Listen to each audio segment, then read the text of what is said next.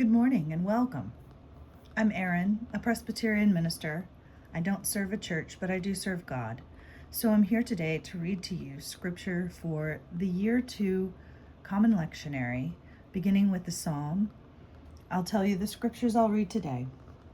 Psalm 5, Joshua 2, Romans 11, Matthew 25, and then I'll close with Psalm 145. Hear the word of the Lord according to the scripture. Psalm 5. To the leader for the flutes, a psalm of David. Listen to my words, O Lord. Attend to my sighing. Listen to the sound of my cry, my King and my God. For to you I pray, O Lord, in the morning you hear my voice. In the morning I plead my case to you and watch. For you are not a God who delights in wickedness. Evil will not sojourn with you. The boastful will not stand before your eyes. You hate all evildoers. You destroy those who speak lies. The Lord abhors the bloodthirsty and deceitful. But I, through the abundance of your steadfast love, will enter your house. I will bow down towards your holy temple in awe of you. Lead me, O Lord, in your righteousness. Because of my enemies, make your way straight before me. For there is no truth in their mouths. Their hearts are destruction. Their throats are open graves. They flatter with their tongues. Make them bear their guilt, O Lord. Let them fall by their own counsels. Because of their many transgressions, cast them out, for they have rebelled against you. But let all who take refuge in you rejoice. Let them even sing for joy.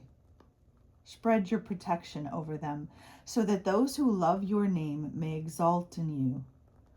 For you bless the righteous, O Lord. You cover them with favor as with a shield. Selah. I'm now going to read Joshua chapter 2, beginning at verse 1. Then Joshua, son of Nun, sent 2 men secretly from Shittim as spies, saying, Go, view the land, especially Jericho. So they went and they entered the house of the prostitute, whose name was Rahab, and spent the night there. The king of Jericho was told, Some Israelites have come here tonight to search out the land. Then the king of Jericho sent orders to Rahab, Bring out the men who have come to you, who entered your house, for they have come to search out the whole land. But the woman took the 2 men and hid them. Then she said, True, the men came to me, but I did not know where they came from. And when it was time to close the gate at dark, the men went out. Where the men went, I do not know. Pursue them quickly, for you can overtake them. She had, however, brought them up to the roof and hidden them in the stalks of flax that she had laid out on the roof. So the men pursued them on the way to Jordan as far as the fords. As soon as the pursuers were gone out, the gate was shut. Before they went to sleep, she came up to them on the roof and said to the men, I know that the Lord has given you the land, and the dread of you has fallen on us, and that all the inhabitants of the land melt in fear before you. For they heard how the Lord dried up the water at the Red Sea. Before you went, you came out of Egypt, and when you did what you did to the 2 kings of the Amorites who were beyond the Jordan, and Sihon and Og, whom you utterly destroyed, as there was no courage left in any of us because of you. The Lord your God is indeed God in heaven above and on earth below. Now then, since I have dealt kindly with you, swear to me by the Lord that you in return will deal kindly with my family. give me a sign of good faith, that you might spare my father and my mother, my brothers and sisters, and all who belong to them, delivering our lives from death." The men said to her, "Our lives for yours. If you do not tell this business of ours, then we will deal kindly and faithfully with you when the Lord gives us the land." Thus ends the reading. I'll now read from Romans chapter 11, verses 1 through 12. This is the letter to the Romans written by Paul the Apostle. Chapter 11. I ask then, has God rejected his people? By no means. I myself am an Israelite, a descendant of Abraham, a member of the tribe of Benjamin. God has not rejected his people for whom he foreknew. Do you not know what the scripture says of Elijah, how he pleads with God against Israel? Lord, they have killed your prophets. They have demolished your altars. I alone am left, and they are seeking my life. But what is the divine reply to him? I have kept myself 7,000 who have not bowed the knee to Baal. So too, at the present time, there is a remnant chosen by grace. But if it is by grace, it is no longer on the basis of works. Otherwise, grace would no longer be grace. What then? Israel has not achieved that it was pursuing. What then? Israel has not achieved what it was pursuing. The elect have achieved it, but the rest were hardened, as it is written. God gave them a sluggish spirit, eyes that would not see, and ears that would not hear, down to this very day. And David said, "Let their tables become a snare and a trap, a stumbling block and a retribution for them. Let their eyes be darkened so that they cannot see, and keep their backs forever bent." So I ask, have they stumbled so as to fall? By no means. But through their stumbling, salvation has come to the Gentiles, so as to make Israel jealous.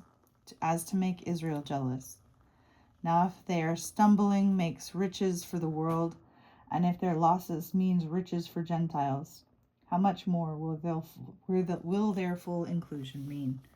I'm going to read that again. And David said, "Let their table become a snare and a trap, a stumbling block and a retribution for them. Let their eyes be darkened so that they cannot see, and keep their backs forever bent." So I ask, have they stumbled so as to fall? By no means. But through their stumbling, salvation has come to the Gentiles, so as to make Israel jealous. Now if their stumbling means riches for the world, and if their loss means riches for Gentiles, how much more will their full inclusion mean? Thus ends this reading. Now I'll read from Matthew chapter 25, the 1st to the 13th verse. Then the kingdom of heaven will be like this. 10 young women took their lamps and went to meet the bridegroom. 5 of them were foolish and 5 were wise.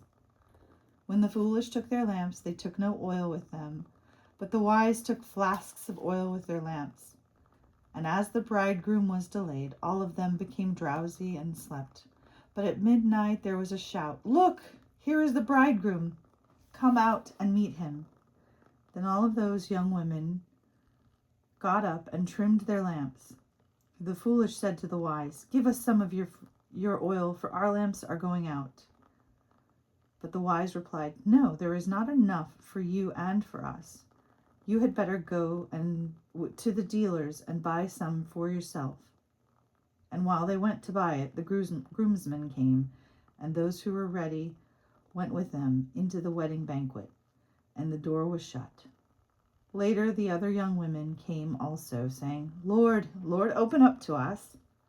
But he replied, Truly I tell you, I do not know you. Keep awake, therefore, for you know neither the day nor the hour. This ends the reading. Today we close with Psalm 145.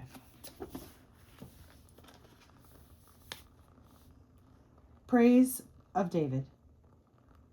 I will exalt you, my God and King, and bless your name forever and ever. Every day I will bless you and praise your name forever and ever. Great is the Lord and greatly to be praised. His greatness is unsearchable. One generation shall extol your works to another, and shall declare your mighty acts.